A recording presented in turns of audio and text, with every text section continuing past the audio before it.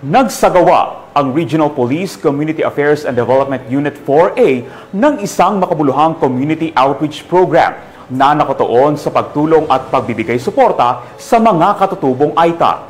Ang detalye ng balitang yan mula kay Patrolman Lawrence Ilagan.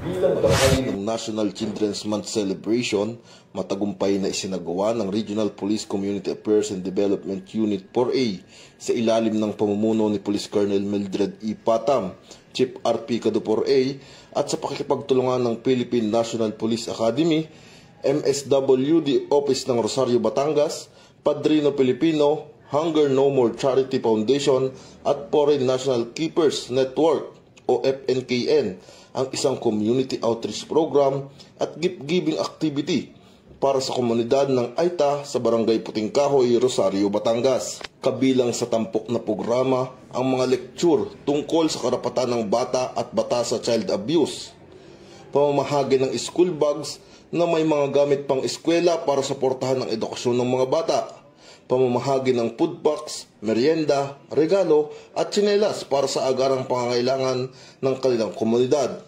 Ang mga ganitong aktibidad ay mahalaga upang mapalakas ang ugnayan ng pamahalaan at komunidad upang maitaguyod ang karapatan ng mga bata at mabigyan ng suporta ang mga katutubong mamamayan.